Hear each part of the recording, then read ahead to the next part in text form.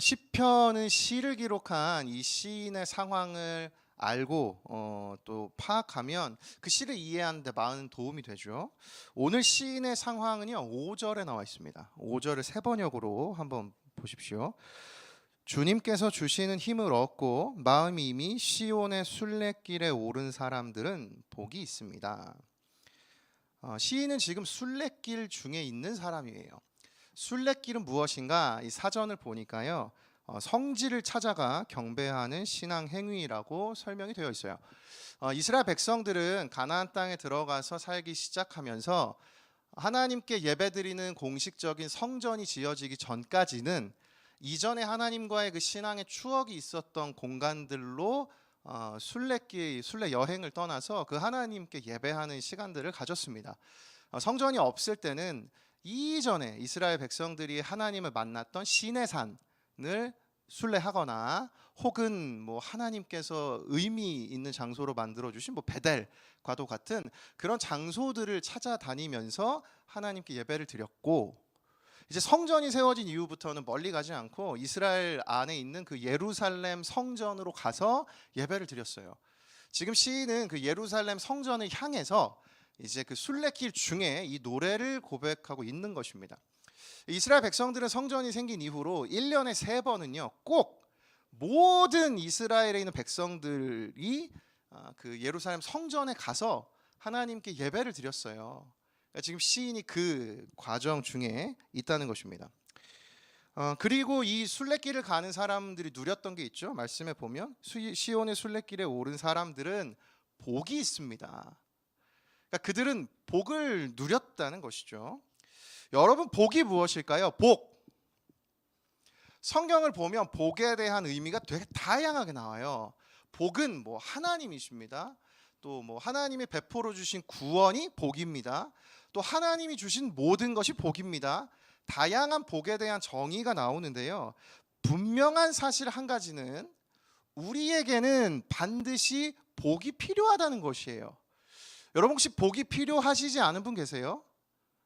그렇지 않다는 것이에요. 여기 있는 모든 사람은 본능적으로 복이 필요한 존재라는 것이죠.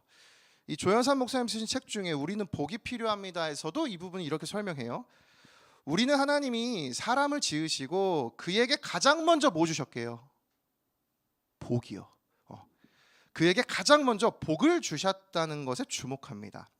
이 말은 사람이 먹어야 사는 존재로 지으신 것처럼 하나님이 사람을 복이 있어야 사는 존재로 만드셨다는 말입니다. 여러분, 우리 모두에게 복이 필요하다면 우리도 매주 이 교회로 여러분 이 신앙의 순례길을 따라 예배를 드리러 오시지 않습니까? 그럼 오늘 이 시편 84편의 말씀이 복이 필요한 우리에게도 꼭 필요한 말씀이라는 것이죠. 이 차원에서 오늘 이 말씀을 함께 여러분과 살펴보기를 원합니다. 본문에서 발견한 메시지를 2개로 나눠서 전하고 싶은데요, 첫 번째로 하나님이 주신 이 복을 누리는 복된 인생이 되기 위하여 전제가 하나 필요한데요, 그것은 반드시 하나님을 선택하면 이라는 전제예요.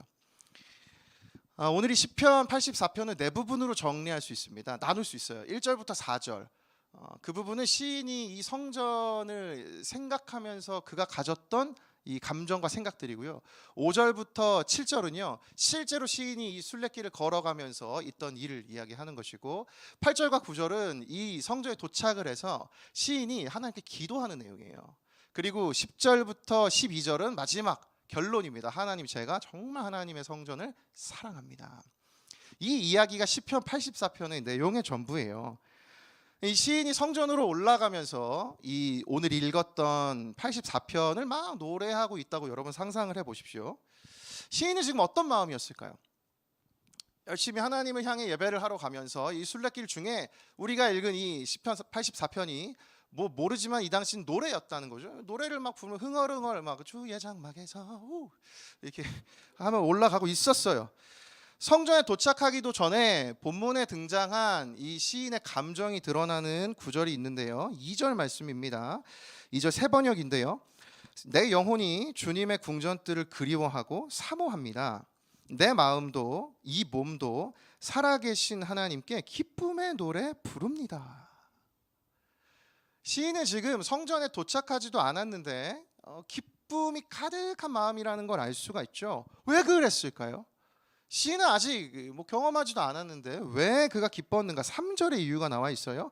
같이 한번 읽겠습니다. 시작.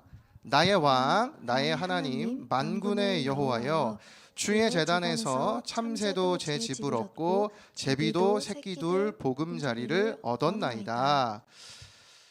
시인은요 기쁜 이유를 3절에서 이렇게 설명하죠.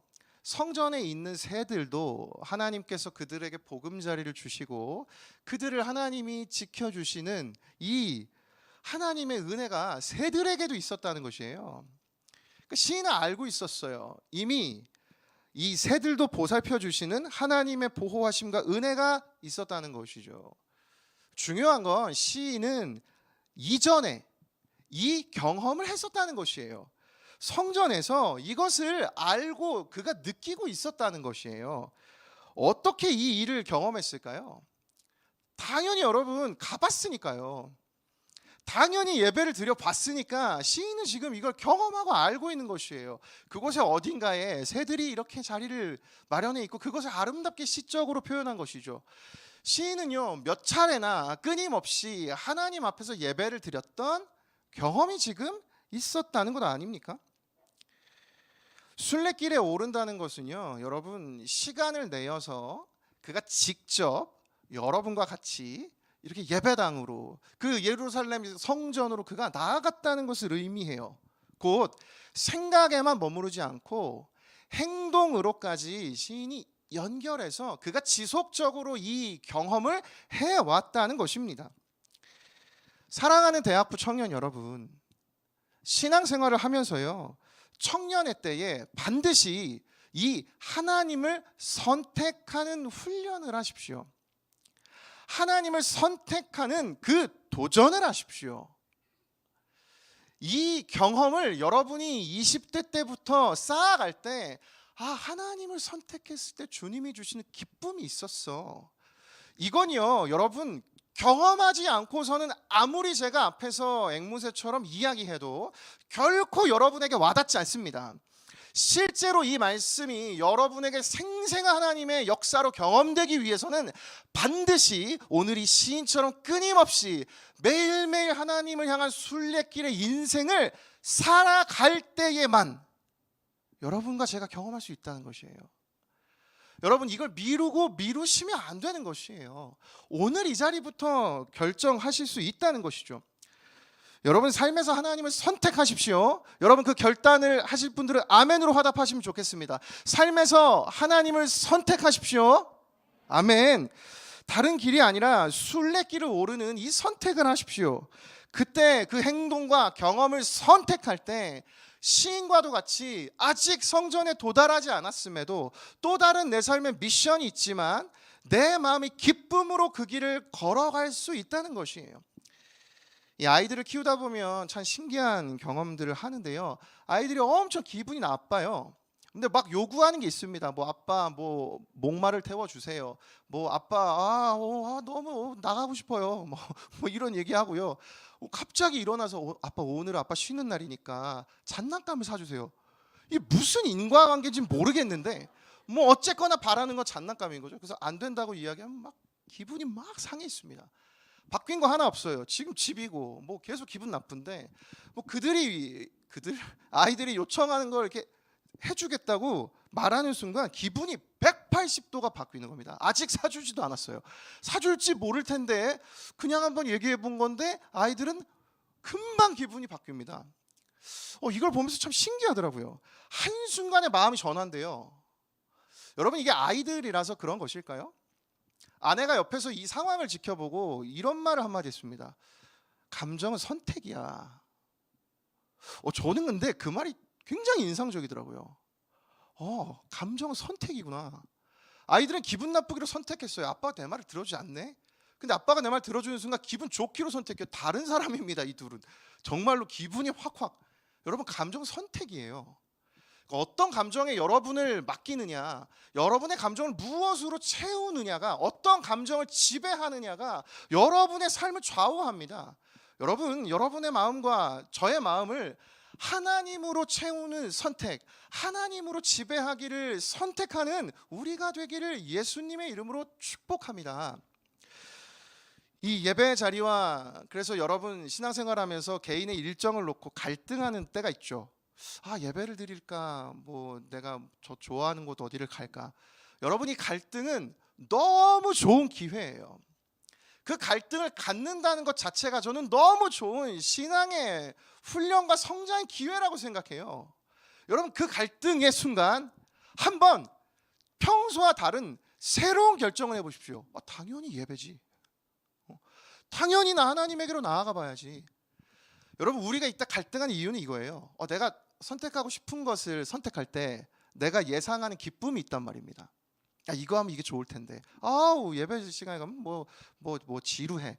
전혀 다른 기쁨을 자기가 예상하고 있어요, 이미. 그런데 여러분, 하나님을 선택할 때에도 바꿔 말하면 오늘 예배 오신 여러분, 온라인으로 예배드린 여러분, 여러분이 선택한 이 예배 자리에서 많이 경험할 수 있는 기쁨이 있어요. 근데 왜 그 기쁨은 그렇게 소홀히 대하는 것일까요? 여러분, 그 기쁨의 의미를 더해 보십시오. 이 자리에 오지 않았다면 내 평생 알 수 없을 하나님의 진리를 깨달았다는 기쁨에 여러분의 그 모든 것에 의미를 부여하세요.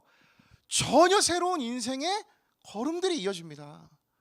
여러분이 예배가 얼마나 하나님이 여러분을 위해 준비하신 시간입니까? 하나님이 준비하신 그 기쁨을 누리시고 발견하시는 그 의미 있는 시간이 되기를 축복합니다. 여러분, 그 선택이요, 하나님을 선택해야만 알 수 있는 기쁨을 우리가 누려야 한다는 것이죠. 저를 따라 고백하겠습니다. 하나님을 선택해야 합니다. 복된 인생이 되기 위해서 전제는 하나님을 선택하는 것이에요. 반드시 하나님을 선택하면, 두 번째요, 복된 인생이 되기 위하여 하나님 주신 은혜가 있는데요, 그것은 삶의 힘을 얻게 된다는 것이에요. 복된 인생을 살아가기 위해서 시인은 순례길을 선택합니다. 그리고 그 길을 걸어갔는데요, 그가 누렸던 은혜가 있어요. 오늘 6절과 7절인데요, 함께 읽겠습니다. 시작. 그들이 눈물 골짜기로 지나갈 때에 그곳에 많은 샘이 있을 것이며 이른 비가 복을 채워주나이다. 그들은 힘을 얻고 더 얻어 나아가 시온에서 하나님 앞에 각기 나타나리이다. 아멘. 오늘 설교를 준비하면서 제가 제일 인상적인 구절은 이 구절이었습니다. 시인은 지금 아직 성전에 도착을 하지 않은 상황인데 그는 이미 마음이 기쁨으로 가득 차 있어요. 근데 그가 지나가는 순례길 가운데 문제가 하나 있습니다. 6절을 보면 그 지나가는 길 중에 눈물 골짜기를 만나요. 이건 뭐 어떤 것인지 여러 어떤 학자들의 의견이 분분한데 분명한 건 삶에 다가오는 여러 고난과 어려움이라는 것이에요. 여러분, 하나님을 선택하고 인생을 걸어갈 때 반드시 우리 인생에 눈물 골짜기가 있습니다. 여러분, 그걸 전혀 기대하지 않으시면 안 돼요. 인생을 걸어가다 보면 눈물 골짜기를 만나요. 근데 제가 오늘 이 시를 읽으면서 참 신기했던 건 시인은 어떤 감정도 좌절이 없다는 것이에요. 그는 이미 기뻐하기로 그 마음을 지배해 놓은 사람 같아요. 근데 그 현실은 무엇이죠? 눈물 골짜기란 말입니다. 저는 이 모순된 상황이 참 저에게 인상적으로 다가왔어요. 그래서 다시 한번 아까 아이들과 있을 때 제가 스쳐 지나가며 들었던 감정은 선택이구나. 내 인생을, 내 마음을 무엇으로 지배하지 오늘 내가 결정해야겠다라는 그 결심과 결단이 오늘 나에게 필요하다라는 생각을 했습니다. 이 눈물 골짜기를 지나가고 있는 시인이 놀랍게도 기쁨의 찬양을 올려드리고 있는 것이죠. 하나님을 선택하는 인생은 이 눈물 골짜기를 지나가죠. 개인의 어려움, 가정의 아픔, 갑자기 다가온 어찌할 수 없을 그 큰 어떤 난관들, 상황들, 대처할 수 없을 내 능력 밖의 일들, 실패와 또 좌절의 연속, 이런 것들이요. 이와 같은 때에 그 감정이 휩쓸려 버리기 시작할 때 우리 삶은 걷잡을 수 없을 만큼 더더욱 힘들어집니다. 근데 그때 오늘 말씀이 우리에게 도전을 들려줘요. 어떻게 선포하는가? 그 순간 하나님을 선택한다면 이 눈물 골짜기를 지나갈 때 하나님께서 이 골짜기를 지나갈 수 있는 마르지 않는 샘을 주시고 이른 비로 그 모든 곳을 채워주신다는 은혜를 주신다는 것이에요. 여러분, 이 말씀은 반드시 머리로 깨달을 수 없는 진리예요. 저도 저에게 오늘 도전합니다. 여러분, 이 말씀을 우리가 인생을 살아가면서 경험해 보기를 원합니다. 여러분, 삶 가운데 하나님과 내가 생각하고 있는 어떤 것 중에 오늘 이 예배의 시간을 통해서 하나님을 결정하는 선택을 해보십시오. 그리고 그때 하나님이 부어주시는 기쁨을 찾아보십시오. 세상이 줄 수 있는 기쁨과는 또 다른 차원의 정말 맛볼 때마다 형언할 수 없는 기쁨들이 우리 가운데 몰려와요. 이건 반드시 하나님을 선택할 때에만 경험할 수 있는 것이에요. 청년들이요, 이 기쁨을 선택해 보십시오. 이걸 하는 것이 신앙생활이에요. 오늘 깨닫고 그 다음 내 삶에 실제로 내일 여러분 순례길 나아가 보세요. 하나님에게로 나아가 보시라고요. 가다 보면 눈물 골짜기가 있어요. 월요일날 말씀 읽고 화요일날 말씀 읽고 수요일날 말씀 읽었는데 눈물 골짜기밖에 없어. 너무 슬퍼. 근데 목요일이 지나고 금요일이 지나고 토요일이 지났는데 어느 날 하나님이 채워주신 은혜를 경험하게 된다는 것이에요. 여러분, 그것이 신앙생활입니다. 그걸 함께 하기 위해서 나 혼자 절대 못해요. 내가 오늘 수요일 좀 지쳤는데 목요일날 어떤 조언이 올려주는 나눔이 나를 다시 살려주는 것이에요. 그게 그 눈물 골짜기를 지나갈 때 하나님 채워주는 은혜라는 것이죠. 그때마다 함께 이 길을 걸어가며 하나님 주시는 힘을 얻고 더 얻어서 마침내 그 아름다운 성전에 도달할 수 있다는 것입니다. 여러분, 이 경험을 하셨으면 좋겠어요. 저도 한 주간 성경을 읽으면서 저에게 참 힘이 됐던 구절이 한 구절 있었습니다. 여러분에게도 힘이 되면 좋겠어요. 시편 68편 28절이요. 내 하나님이 너의 힘을 명령하셨도다. 하나님이여 우리를 위하여 행하신 것을 견고하게 하소서. 말씀한 구절을 그냥 읽었을 뿐이었는데 이것이 저에게 너무 힘이 되던 거죠. 제 생각에 막 여러 가지 생각들이 있을 때, 제 마음에 다 수많은 것들이 지배하고 있었을 때 이 말씀이 힘을 명령해 주신 하나님, 아 그렇구나, 내가 오늘 그 하나님이 명령해 주신다면 힘을 낼 수 있겠구나, 하나님으로 제 마음을 지배하기 시작하자 삶을 살아가는 활력이 정말 신기하게도 생겨나는 것이에요. 이거 어찌 설명하겠습니까? 하나님이 하시는 일을 어찌 설명할 수 있겠습니까? 그저 그건 신비일 뿐이고 제게는 너무 놀라운 경험인데, 이것이 오늘 시편 84편에서 시인이 경험하고 있는 은혜라는 것이죠. 여러분 기억하십시오. 반드시 하나님을 선택하면 삶의 힘을 얻게 됩니다. 여러분, 이 은혜를 경험해 보세요. 권하고 또 권합니다. 여러분, 이것에 한번 도전해 보십시오. 이러면서 제가 한 책을 읽었는데요, 이혜령 선생님의 먹다 듣다 걷다라는 책이에요. 근데 그 책에 이런 내용이 있더라고요. 이 서구식 사고에서 여러분 알다라는 단어가 다양한 표현이 있는데 그 표현 중에 I see라는 표현이 있습니다. 내가 보면 이해하게 된다는 이 서구식 사고의 표현이래요. 보면 이해할 수 있다는 겁니다. 그렇죠? 딱 보는 순간 그것에 대한 어떤 정의와 개념이 확 순식간에 들어오니까요. 근데 이혜령 선생님은 성경의 이 유대인들의 사고는 보는 것이 아니라 듣는 것이라고 말씀해 주시더라고요. 생각해 보면 하나님도 성경을 통해서 우리에게 그렇게 말씀하십니다. 이스라엘아 들으라. 제가 그 책을 읽으면서 이런 깨달음이 있었어요. 아, 모든 문제는 들음에서부터 시작된다. 내 모든 문제의 해결은 하나님의 말씀을 듣는 것으로부터 시작한다. 여러분 생각해 보세요. 제 마음의 어떤 그 혼란과 감정의 복잡함이 하나님의 말씀 한 구절을 들었을 때 제 안에 정리되는 것이잖아요. 행위야 보는 것이지만 실제로 그 영적인 의미, 주님의 말씀 듣는 것 아닙니까?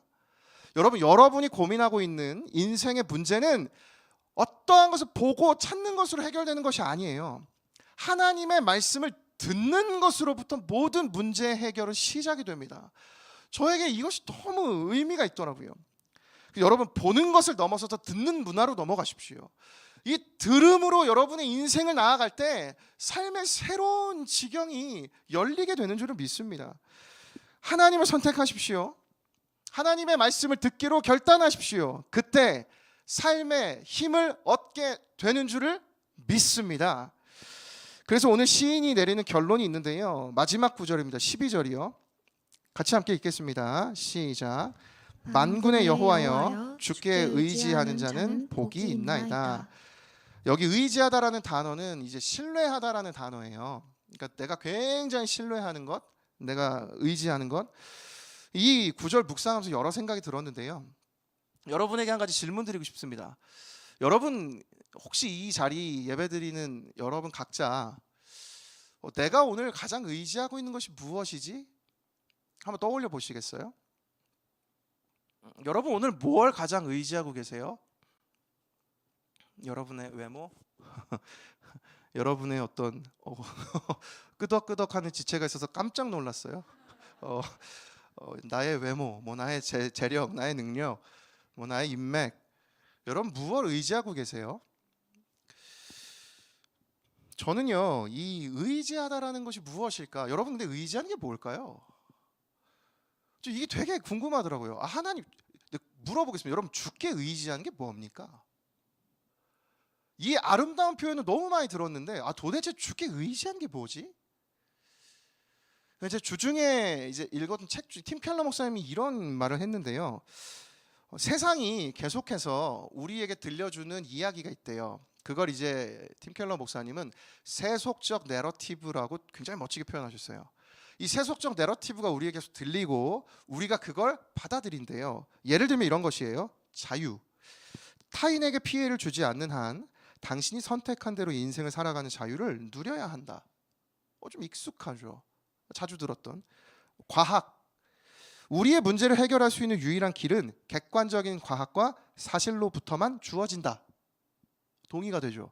하나 더요. 역사. 역사가 진행될수록 종교는 퇴보하고 사회는 진보한다. 여러분 이 부정하실 수 있겠어요? 우리 모두는 세속적인 내러티브에 흠뻑 빠져 있어요. 그리고 이것이 맞다고 동의하죠. 질문하겠습니다. 여러분이 진짜 맞는 것일까요? 그 근거는 무엇입니까? 정말 이 세속적 내러티브는 진리가 맞는 걸까요? 이 책의 그 마지막 문단에서 이렇게 이야기를 정리해요. 이와 같은 문화적 메시지는 나름의 진실을 어느 정도 보여준다.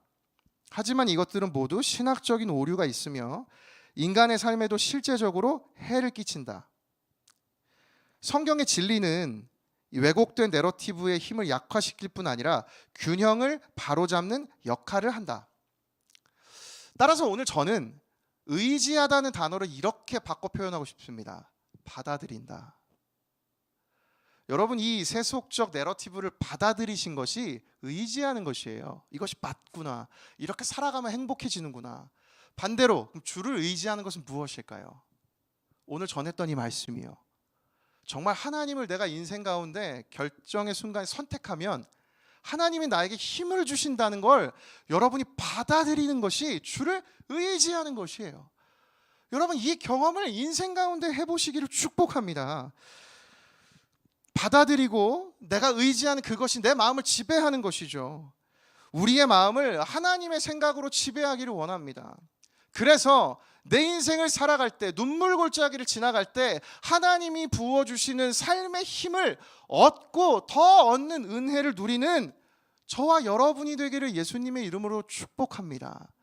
이것이 복음의 능력이에요. 고린도전서 1장 18절이요.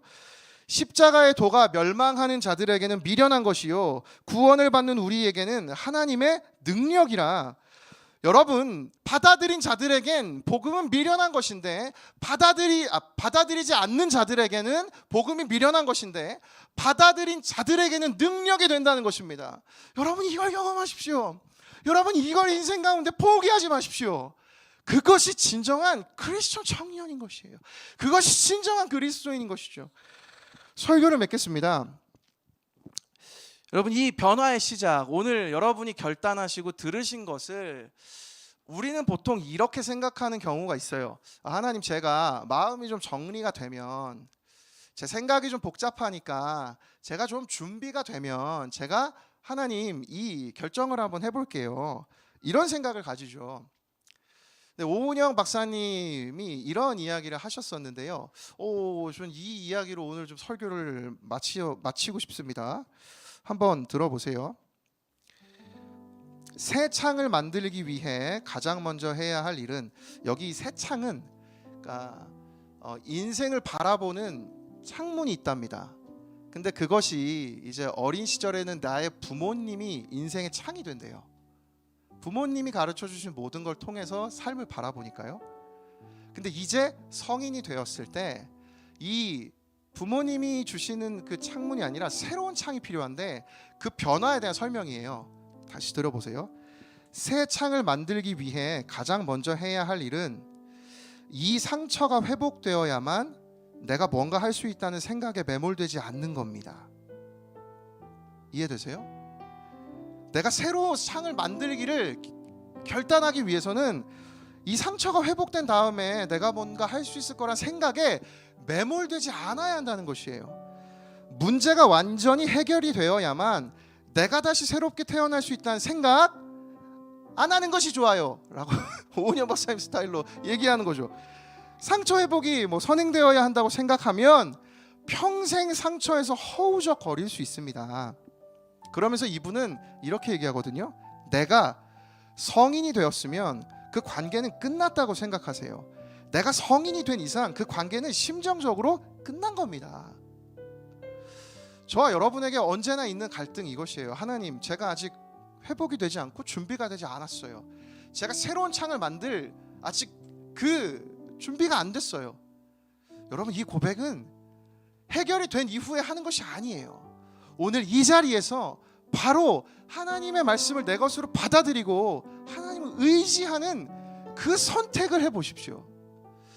마지막으로 우리 고린도 후서 5장 17절이요. 함께 읽고 찬양하며 나아가겠습니다. 함께 읽겠습니다. 시작. 그런즉 누구든지 그리스도 안에 있으면 새로운 피조물이라. 이전 것은 지나갔으니 보라 새 것이 되었도다. 아멘. 이 하나님께서 새롭게 주신 은혜가 오늘 우리 모두에게 있기를 예수님의 이름으로 축복합니다. 아멘.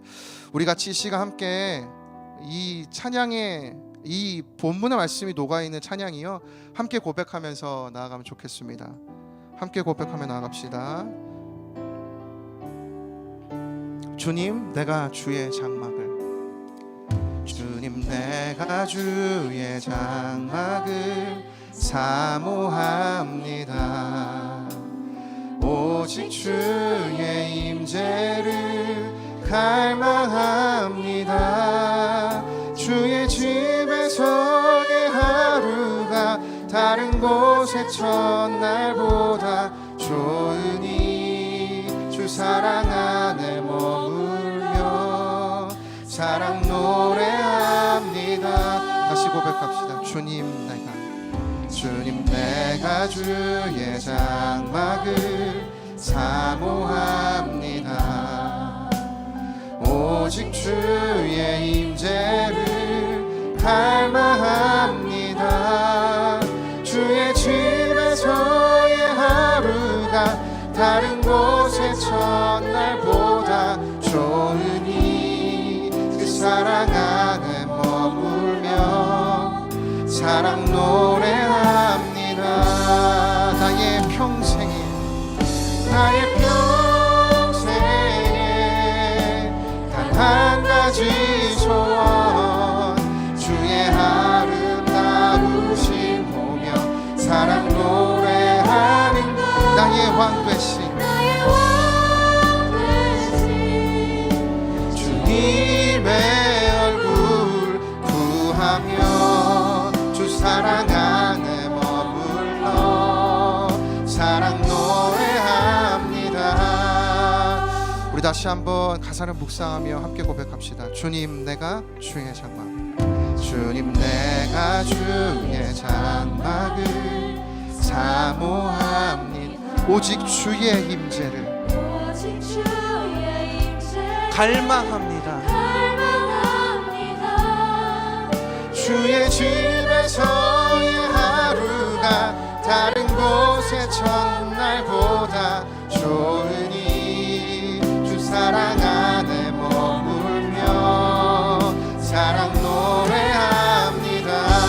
나의 평생에 나의 평생에 단 한 가지 소원 주의 아름다우심 보며 사랑 노래하는 것 나의 왕 되신 주님의 얼굴 구하며 주 사랑 안에 머물러 사랑 노래합니다.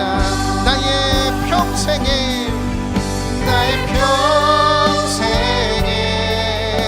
단 한 가지 소원 주의 아름다우심 보며 사랑 노래하 믿음으로 결단하며 나의 왕 되신 주님의 얼굴 구하며 주 사랑 안에 머물러 사랑 노래 다시 한번 하나님을 선택하며 나의 평생에 단 한 가지 소원 주의 아름다우심 보며 사랑 노래하는 것 나의 왕 되신 주님의 얼굴 구하며 주 사랑 안에 머물러 사랑 노래 다시 한번 나의 영혼을 선포하며 나의 평생에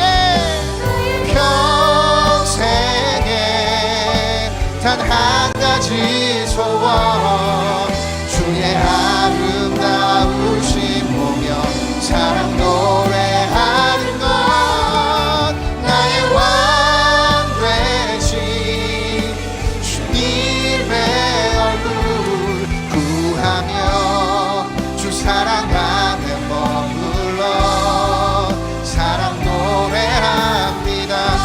우리 합심하여 기도할 때 하나님 아버지 오늘 선포된 이 말씀을 받아들이는 하나님을 의지하는 나의 인생 되게 하여 주시옵소서. 나의 믿음 되게 하여 주시옵소서. 합심하여 기도하겠습니다. 살아 역사하신 하나님 아버지 오늘 이 자리 가운데 세상에 수많은 내 마음 가운데 들려지는 수많은 세속적 내러티브가 있습니다.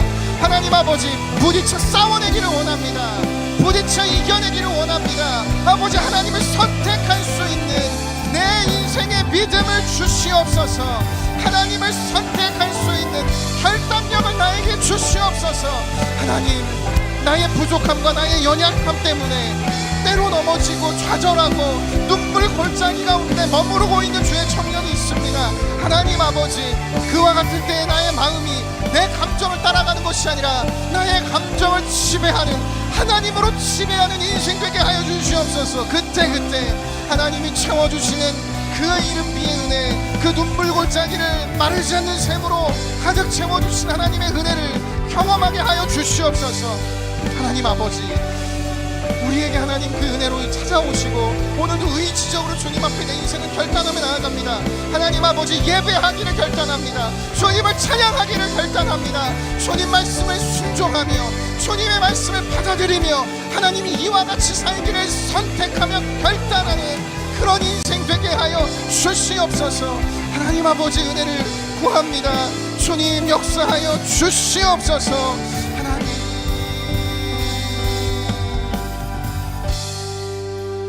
우리 마지막으로 한 번만 더 기도하기 원합니다.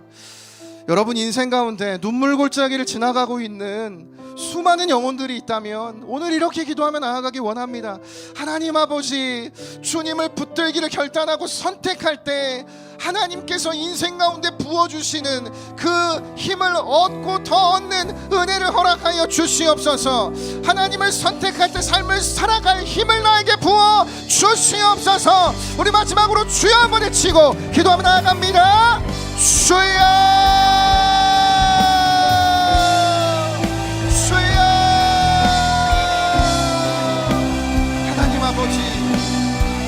우리의 마음 가운데 하나님이 일깨워 주시고 주님이 깨달게 하시고 주님이 움직여 주시고 주님이 일하여 주시기를 원합니다. 하나님 우리의 인생 가운데 오늘 들려주신 말씀 붙들고 하나님을 선택하기로 결단하는 인생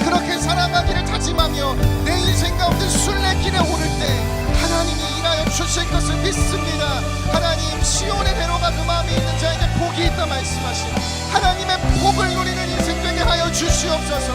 하나님이 책임져 주시는 인생 되게 하여 주시옵소서. 하나님 그 인생 살아가는 우리가 되기를 원합니다. 하나님 아버지 그 인생을 살아갈 우리가 되기를 원합니다. 하나님 은혜를 구합니다. 기도할 분들 기도하시고 우리 마지막으로 다 같이 일어나서 결단하며 찬양합시다. 나의 평생에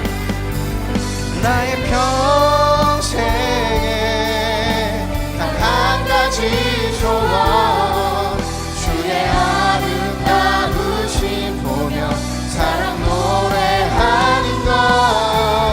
나의 왕 되신 주님의 얼굴 구하며 주 사랑 안에 머물러 사랑 노래 선포하며 내 영혼이 확정되고 확정되었사오니 믿음에 눈들어 주를 바라봅니다. 내 영혼이